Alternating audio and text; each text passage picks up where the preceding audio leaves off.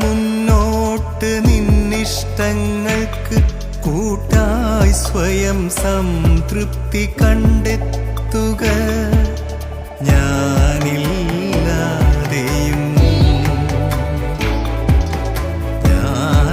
ഞാനറിയാതെയും ഇല്ല വരില്ലെന്നിഴൽ പോലും എവിടെയും, എൻ്റെ നിഴൽ പോലും എവിടെയും. ഒന്നും പറയുവാനാളല്ല ഞാൻ, വെറും വഴിയാത്രയിൽ കണ്ട പഥികർ മാത്രം. നമ്മൾ വഴിയാത്രയിൽ കണ്ട പഥികർ മാത്രം.